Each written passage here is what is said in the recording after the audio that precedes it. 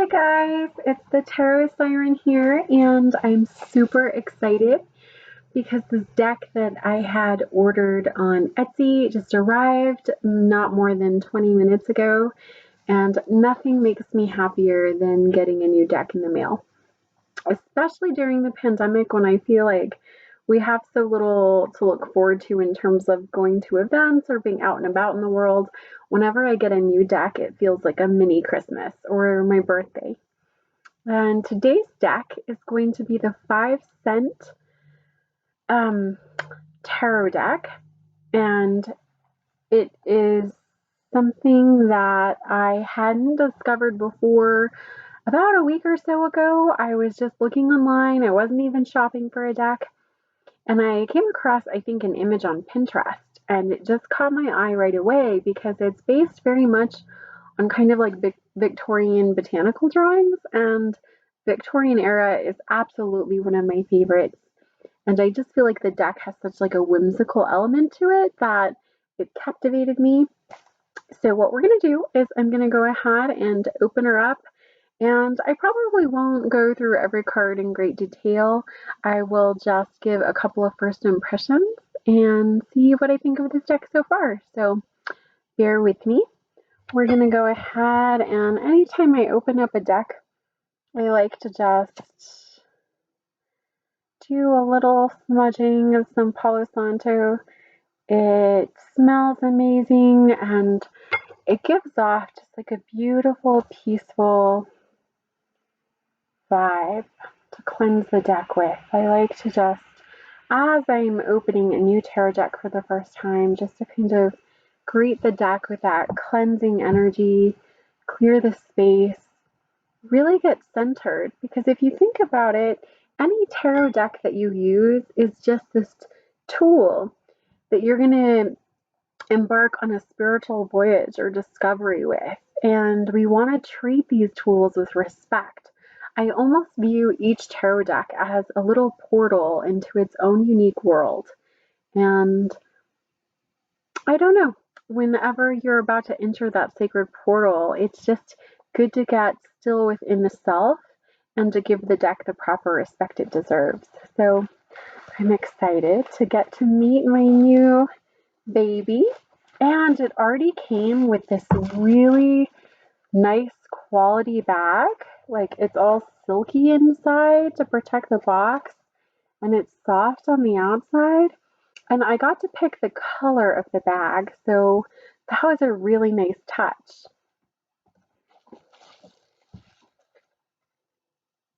So this is the 5 Cent Tarot, the second version, and you get to pick the color combination too.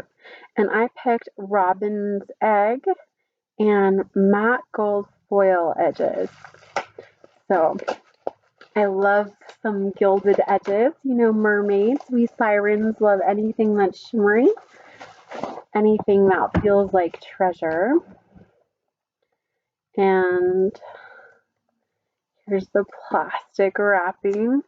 I'm just gonna actually use my teeth on this one.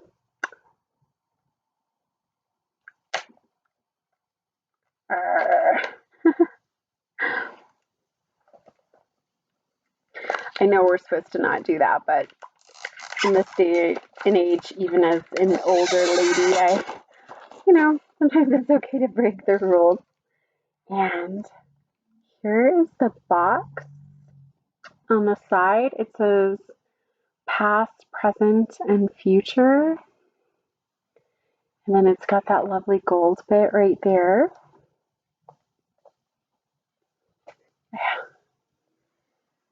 Oh, I like that. It says ask the cards. So it has already like this vibe, like as if you were at a fortune teller shop, which I love because I haven't been able to really give a lot of in-person readings during the pandemic. But when I do give an in-person reading, I love it to be atmospheric. I like to have the candles. I like to have my crystals. And so just that the deck box itself is already kind of lending itself to the atmosphere of getting your cards read, and that it's a magical experience is really, really cool.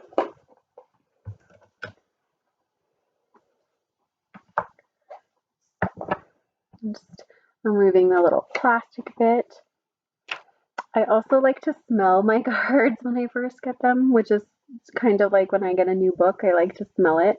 I know that's strange, but every deck has its own unique signature scent, I believe. And these edges are gorgeous. They're like not a bright, um, like jewelry gold. Instead, it's kind of like the gold of treasure, like pirate treasure.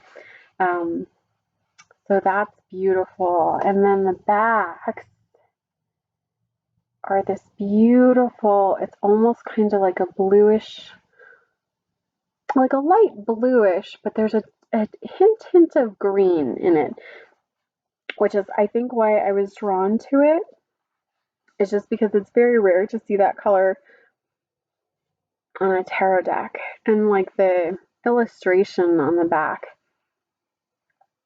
it's hard to see because there's such a glare, but it's just so beautiful. It's got like that all-seeing eye right in the center. I'm already in love with this deck. I don't even need to look at the cards yet. And I know that it's shimmery, but I think that when you find a deck that resonates with you, I feel like you almost in a way, even before you start looking at the images on the deck, like you just get a good feeling, like your intuition knows that you've entered into a journey with your new tool. So it does come with a little booklet, little white booklet, and it looks like for each of the description of the cards, there's like about a paragraph of information. And that's the true also for the major and minor arcana. So I might read one of the descriptions just so you get an idea of like how the little white book sounds.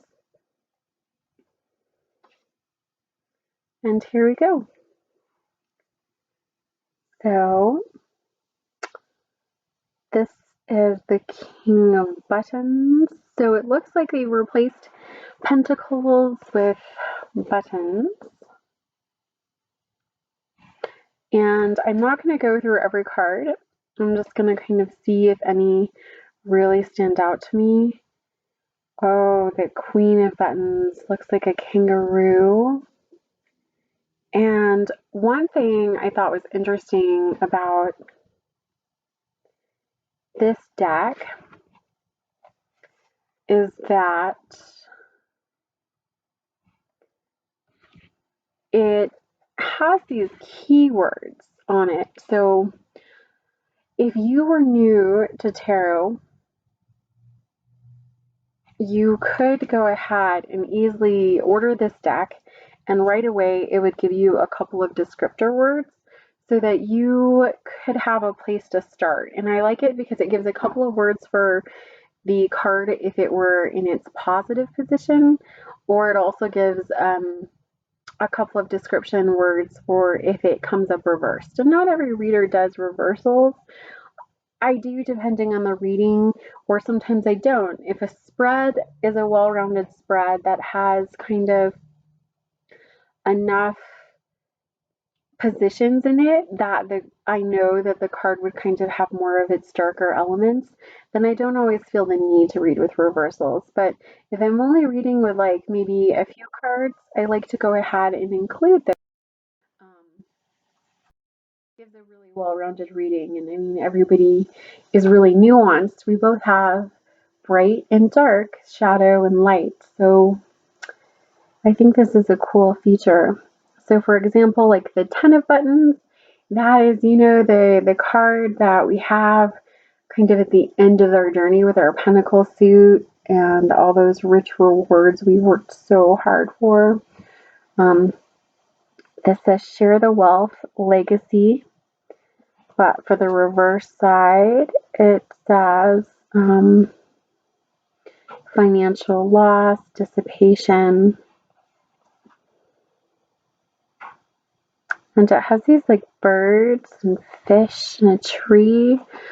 The camera is not going to do all of these like detailed pictures justice because the cards truly are very beautiful and defined. So I might not even go through every card and put them on the screen. This was just to give a few thoughts on as I'm opening up this deck. I've never seen it before, but I'm really liking, like, there's this beautiful ladybug on this one, and that's for the 9 of buttons. What I think I'm going to actually do is start at the other end of the deck, just so we can go through the major arcana. I think that what we'll do is we'll probably go ahead and not go through all of the minor ones, because the illustrations, I didn't realize, are so detailed, which is beautiful. It's almost like you're looking at a book of illustrations from that time, or images that the Victorians held dear. They loved a lot of botanicals. They spoke through the language of flowers. So since they're so detailed, I don't think I'm really going to go card by card, but I will share some of the major arcana. And the Fool is just this beautiful frog. New beginnings, free spirit, risk, naivete. Oh, wow. You have this magician here, and the magician is a spider, which I'm terrified of. But I love that notion of being able to manifest. You know, a spider weaves its web through willpower, and the magician is a master craftsman, utilizing all the tools of the tarot to create something, just like the spider does. And the spider has a little top hat and a wand. That high priestess with the moon. And there's a lot of glare because the cards are a little bit glossy, so I apologize for that. But I love that moon and that beautiful owl. And you've got the 2 pillars at the top.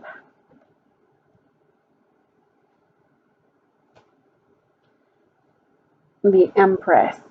Whoa, she's gorgeous. I love those butterflies.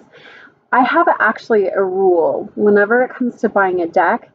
When I'm trying to decide if I'll purchase the deck or not, I will never buy a deck that doesn't have a beautiful Empress. I think that's because it's a card I really resonate with as a kind of a curvy female siren.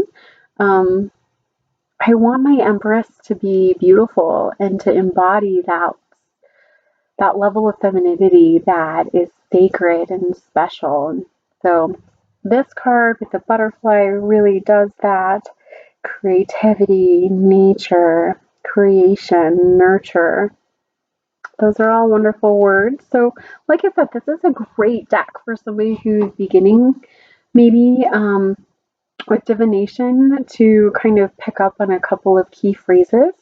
And then you could go deeper into the illustrations to kind of get a more intuitive reading. Depending on how you like to read, if you go more with the meanings in the book or other guidebooks that you've learned, or if you like to just kind of delve more into what the illustrations are speaking to you, I think you'll have a lot to work with in this deck because, like I said, the illustrations are quite nuanced.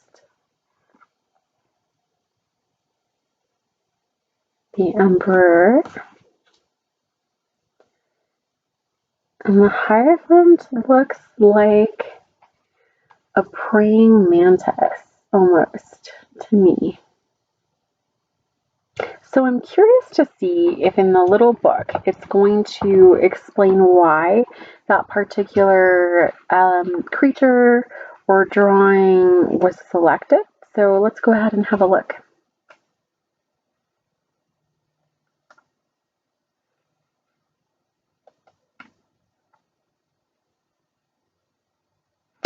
All right.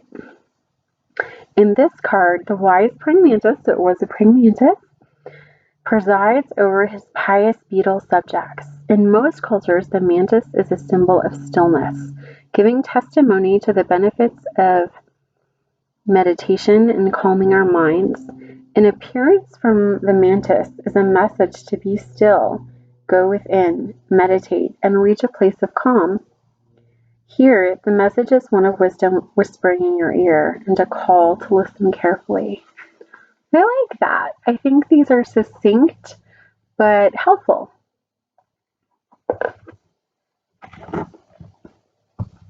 And I am very glad that the book does explain why the artist chose to go ahead and use certain elements within the card pictures. Nothing annoys me more than when you have a beautiful deck that has some art, but you're not always sure how the art actually corresponds to what's going on within the deck itself. So I like my little white books to have enough information that I can start to feel really connected with the imagery in a deck. The Lovers has an apple and a snake, and it says commitment, partnership, separation, disharmony, choices, and crossroads, which are all very, very true when it comes to the Lovers card.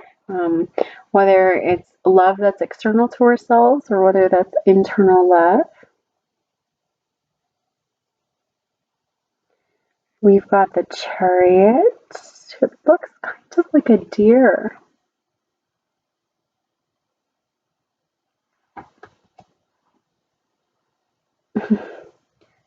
And Strength is a seal, which is very interesting. But I love that it still has the cosmic love nisket there, that infinite wisdom and strength to be grounded in the now.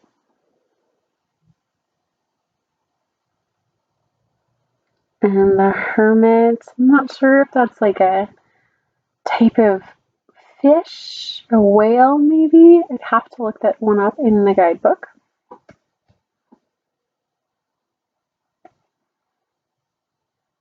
The Wheel of Fortune.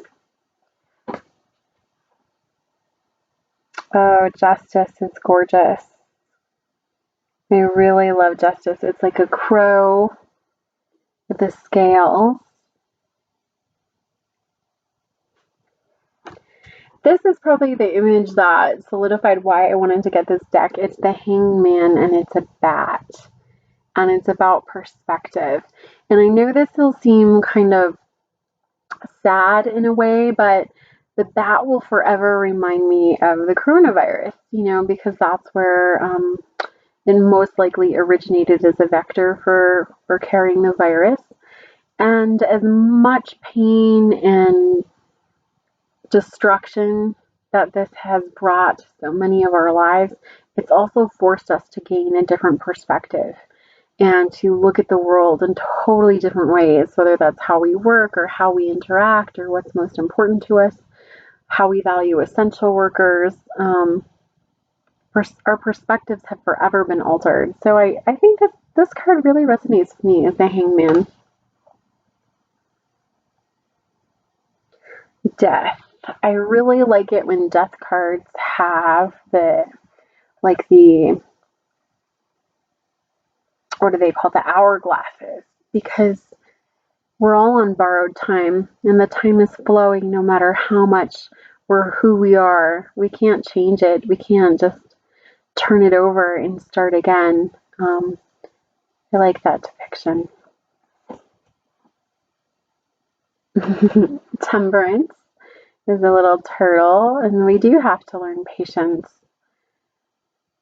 knowing what we can keep and what we have to kind of give away, this eternal balance we're creating for our lives, knowing when to go within and to come out to share our gifts. Wow, the Devil is this like beetle, pretty scary guy.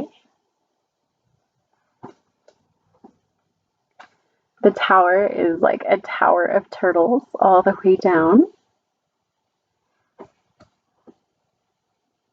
And the Star is a starfish.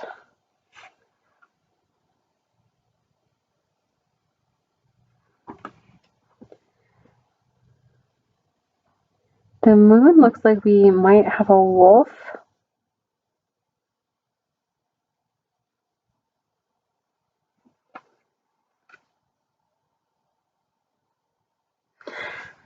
Even just like peering through this deck quickly, like we were going, it makes me feel like I'm at a carnival and I can hear the sounds of the carnival all around me and smell the smells like caramel covered popcorn and candied apples and children laughing and just the music you play at a carnival. And then maybe there would be like the table to have the fortune teller read your fortune. And I knew that as tarot readers, we're definitely a lot more evolved than that now than just being like having a gig at a carnival. But really, there is a sense of that old timey, whimsy, magical that I like being a part of. And I think it's cool that our profession can embody the like lighthearted whimsicalness and also the deep soul searching spiritual side that the tarot gifts us with as well. And the sun, sunflowers.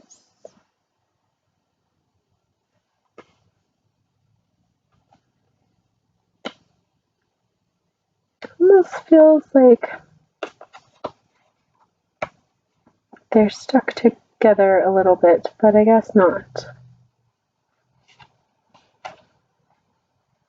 Judgment, another butterfly, awakening, transformation, transmutation of the self.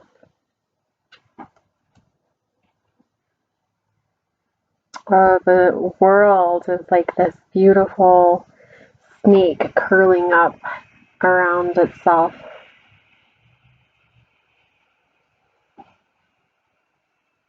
What's this? It's like a surprise card. It's an egg. It says the unknown. Wow, I really like that. That doesn't come in other tarot decks, or this specific card. I mean, it must be the artist's own interpretation of a tarot card that they wanted to include for us, that unknown. I really like that. Maybe it's the space where the fool resides. Like before you can even become the fool, you have to emerge from the absence of anything, which is the unknown. And you have to be brave and venture into that space, which is where the fool could begin their journey.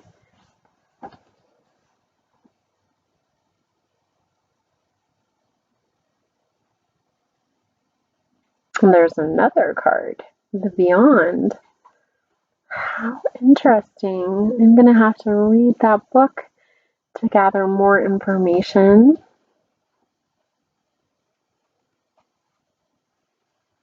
The Universe. Oh, there is another one. The Messenger. So this is interesting. I didn't know this was going to be part of this deck. There's some extra cards in here that have their own meaning. So, when I'm doing a reading, I'm going to have to decide, do I want to keep the extra cards from the deck and work with them? Or am I going to remove the extra cards so I keep my standard amount of cards in the deck? I'll have to kind of play around and see how I feel. Or you could always use the extra cards as like kind of more of like an oracle. Like you could use those as oracle cards instead of reading with them in a tarot spread. You could do your own little thing with them on their own. Oh, and there you have the Ace of Matches. So matches must be our wands.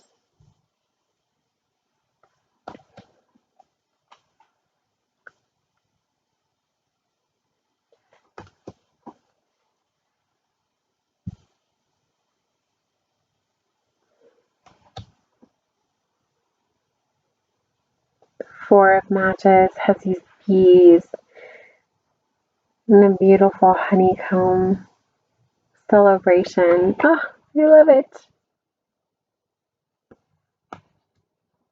The Five of Matches, you have these ants. And as we all know what it's like to be bitten by an ant, I can definitely see why that's the Five of Wands.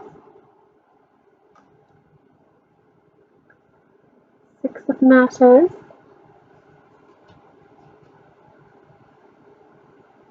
Seven.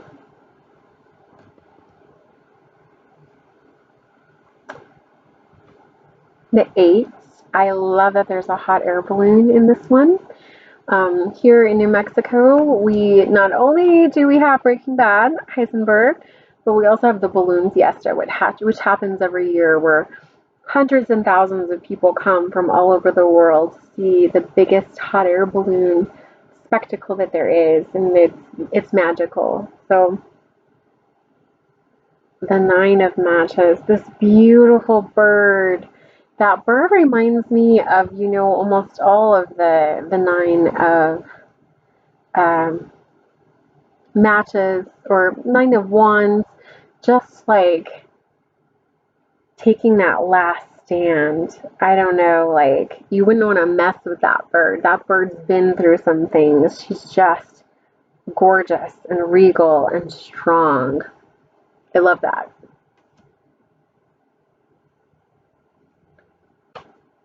10.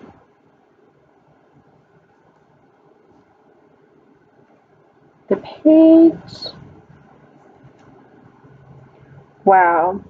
The Knight of Matches, action, passion, energy, and the reverse or flip side of that would be heedless, anger. I love it. It reminds me of a knight on a chess set. It's just so well drawn.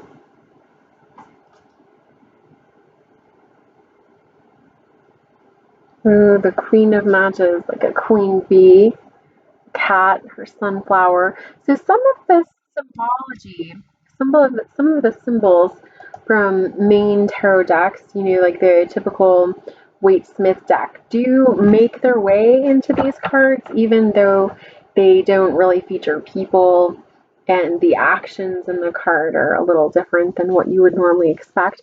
I think you could gather from some of the things that pop up in here, you could extrapolate, meaning if you're used to only reading like an RW deck, Lion, born leader, vision and intent, success, the King of Matches. And here we have the cups, beautiful teacup. Having fancy tea is one of my favorite things to do.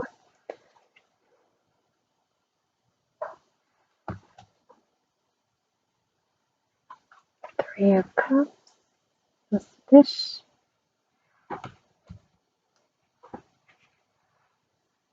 Four of Cups,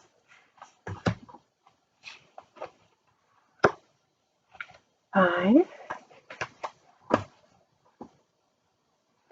the Six of Cups. You can definitely get a sense of that playful whimsy in this one.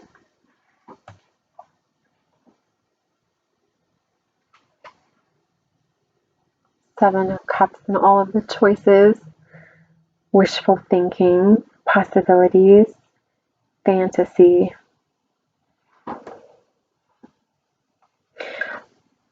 It's hard to tell, but the colors in this deck are just beautiful. It's not probably coming across on camera as wonderfully as it does in person, but the colors are just like beautiful aquamarines and teals. Color speaks so much to me, especially when you're giving a reading. Sometimes the colors, it's almost like an aura, can kind of speak to you when you're reading for a client.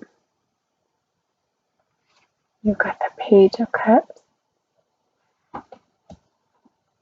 This Knight of Cups is a seahorse. That's wonderful. The Queen of Cups is a flamingo. The King of Cups, compassion. And then it looks like for the swords, we have needles. And I love that they've changed the name of the suits. Sometimes when decks do that, I don't love it because I don't resonate like with whatever it is they've picked. But for the Victorians, they had to sew all of the time. That actually took up a lot of women's time with mending of the clothing, doing the laundry. So I like that they've changed that to like buttons and matches and needles.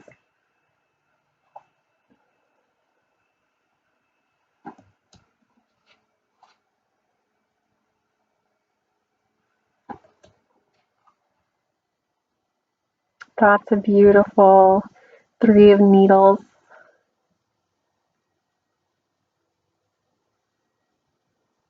Heartbreak.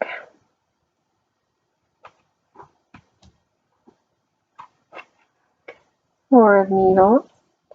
Taking that much needed rest to prepare yourself for what's ahead. 5 of needles.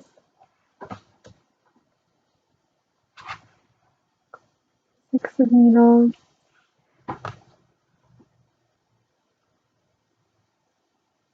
I like that one of the words for the 7 of needles is cunning. That's an excellent word. So I think that the words the artist has chosen to utilize on the cards really does work well with them.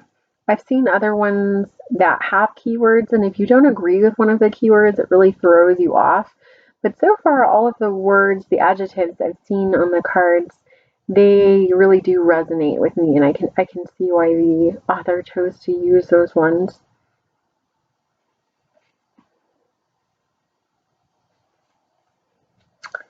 We are on the 9 of needles. He looks so forlorn. This is a little porcupine for the 10 of needles, and that's perfect. Of course, the porcupine would have a lot of needles. The page. The knight. And the knight looks like a woodpecker, which is also like the New Mexico state bird. Or if you think about like those old cartoons, like the woodpecker is always very cunning. And even though it's a tiny bird, it is relentless. So it's perfect Knight of Swords. Queen of Needles. The King. And then we are back to the buttons, which we kind of started with. And I thought I wasn't going to want to go into the minor arcana, but I just loved the illustrations so much, too much to not share them, even though we didn't spend a long time on each card. And there's this octopus. Oh, for the balancing, for the 2 of buttons, that's perfect. 3, 4, 5, 6,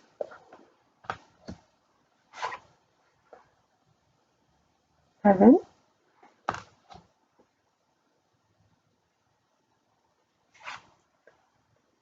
8,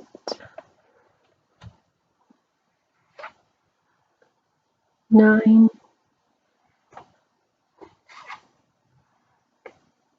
10. The page of buttons is this beautiful unicorn. I love it. I love it. I love it.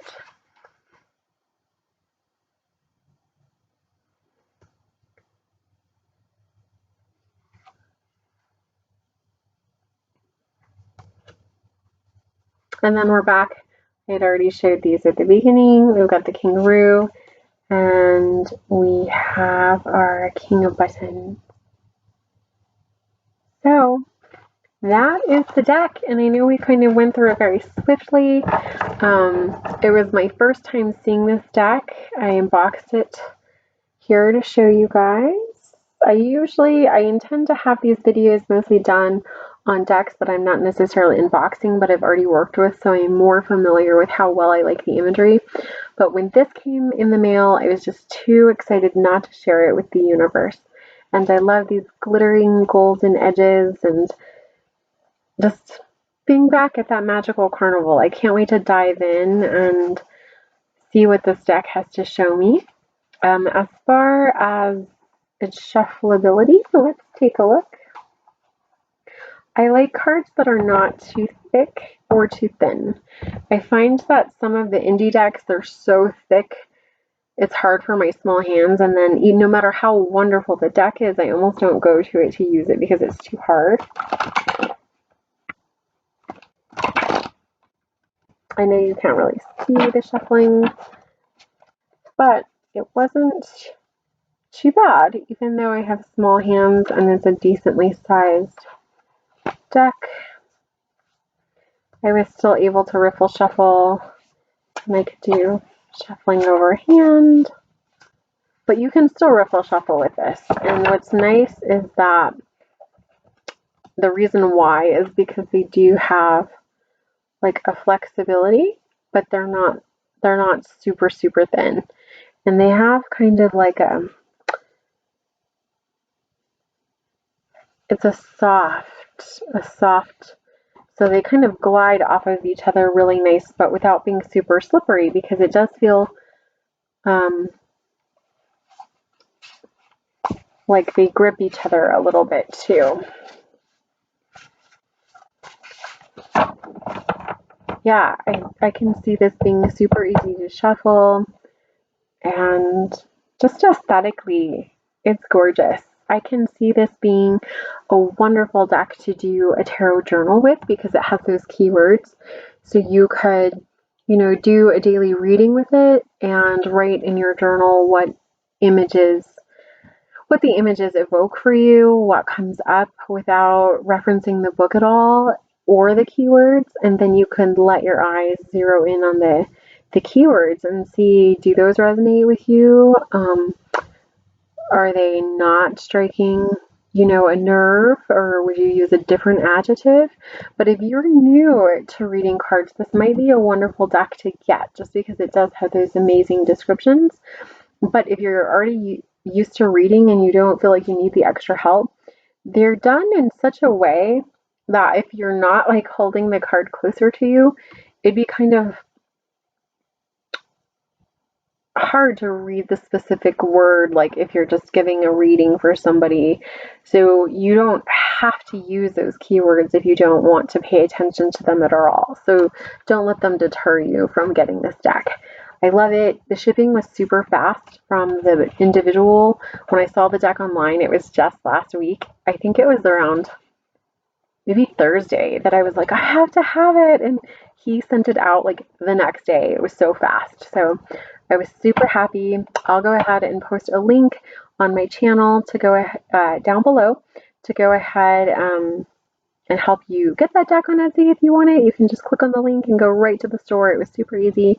And then pick out your colors, because they don't, if you wanted different colors than the color combination that I got, they do have that. So if you would do me a favor, go ahead and subscribe to my channel. It's going to be growing more as I do reviews of decks that I already have, or I get new decks in, or I just want to share new spreads or ideas with you. But thank you so much for spending your time with me, and I hope you have a beautiful rest of your day. Thank you.